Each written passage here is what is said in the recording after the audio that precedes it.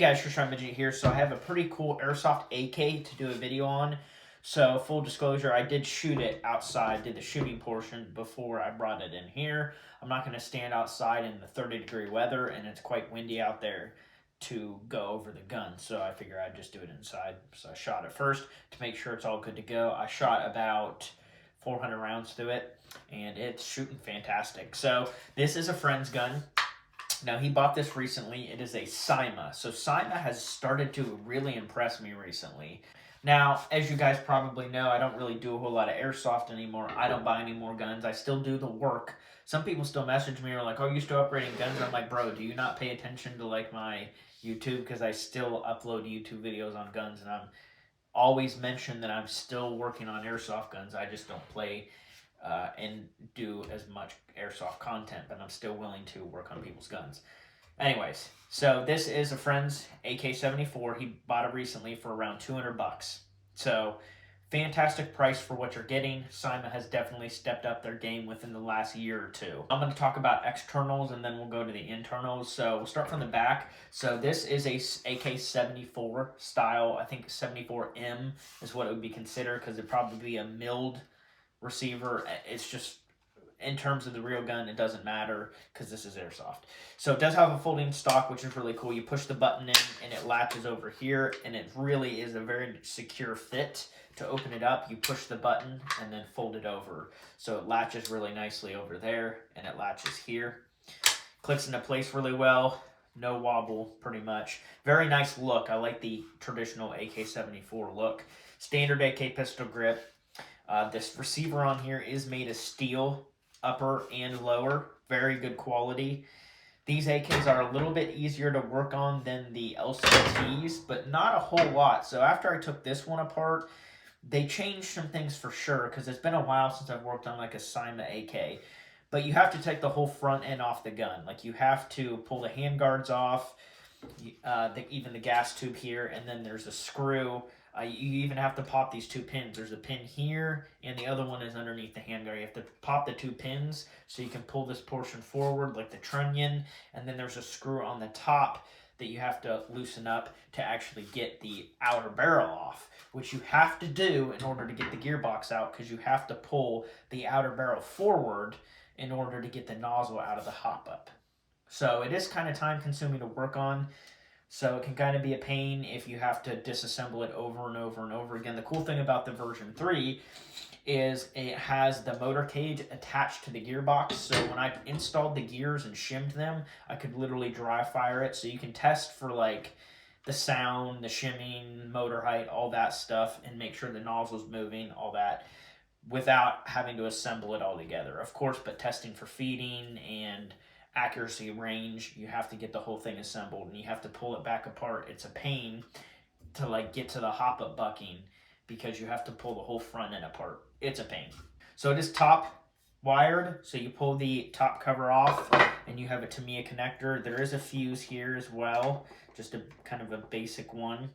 It does fit a 11.1 stick LiPo, so this is a Valken. It's a 1200 milliamp, 11.1. It says 30C, so I'm guessing it's a 20 to 30C stick, and he has two of these. It is Tamiya. He has two different Tamiya guns. This one and then another AK. It's the 9mm Vitsiez PP19, I think is what they call it.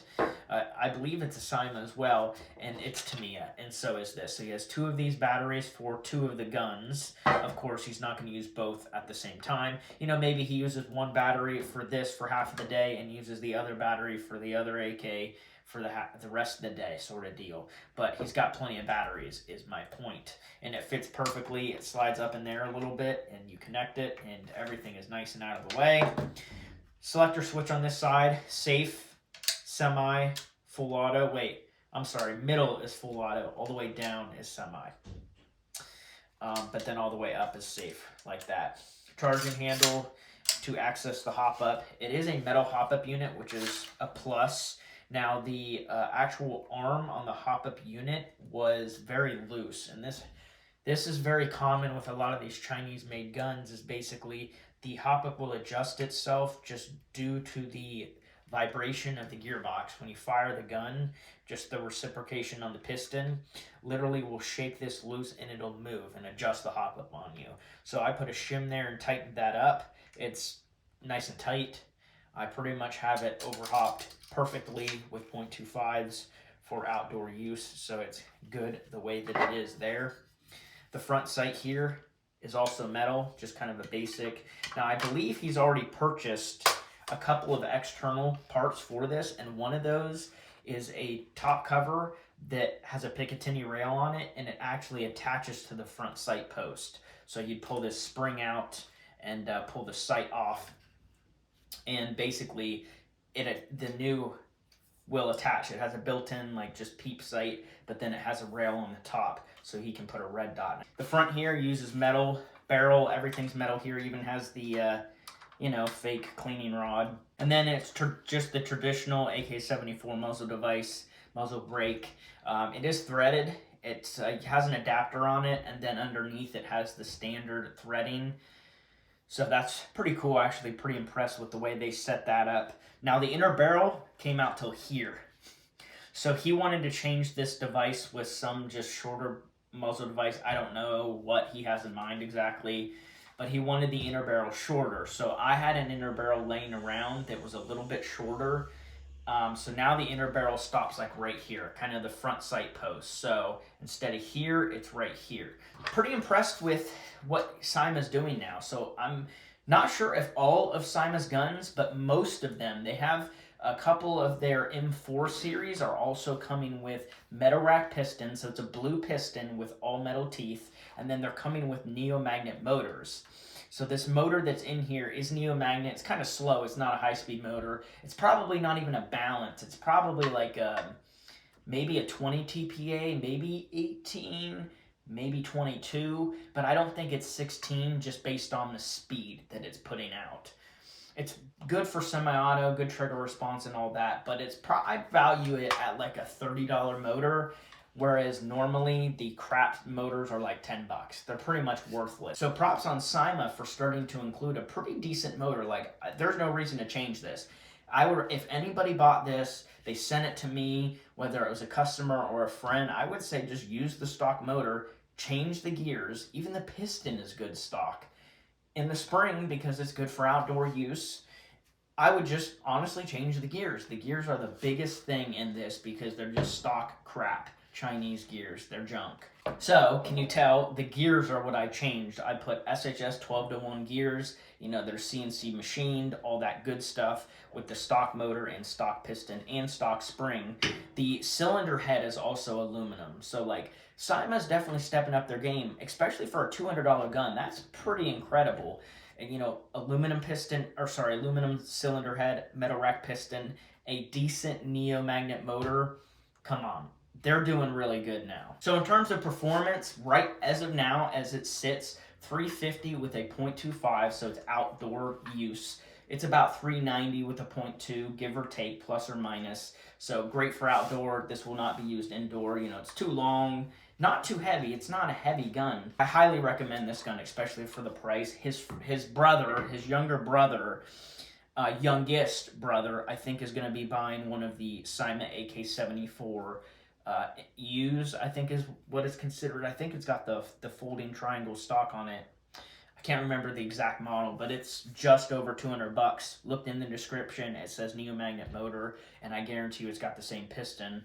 The Evike ads don't say that it has a metal rack piston, but it said neomagnet motor, so it's the same gearbox that's in this. It has to be. So I may have that on my channel in, maybe a couple months. But he was talking about how he wanted to get that gun and get it upgraded. So I'll probably just do the same friggin' thing. Use the stock motor, use the stock piston, and literally just change the gears with high speed, either 12-to-1s or 13-to-1s, and maybe the spring, because if he wants it to be able to be used in indoor, then he probably should have 350 or under.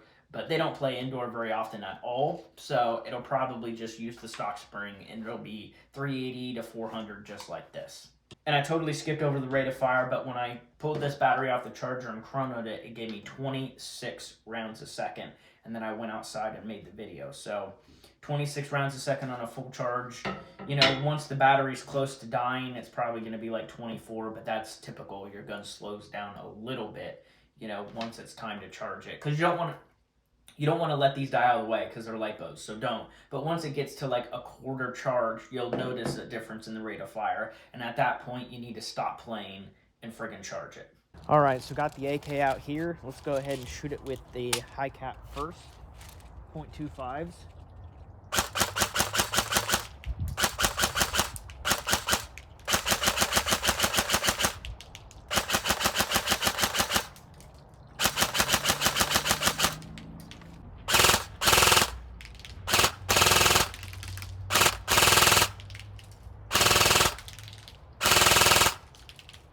All right, so let's go ahead and try this mid-cap. I'm actually not sure what brand it is, but I'm gonna guess it's CYMA. Let's try semi first.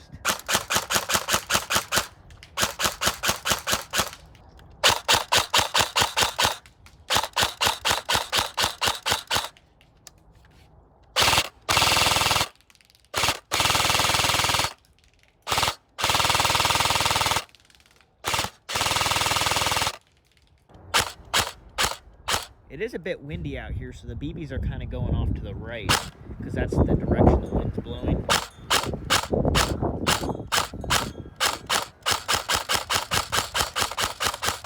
But pretty good range.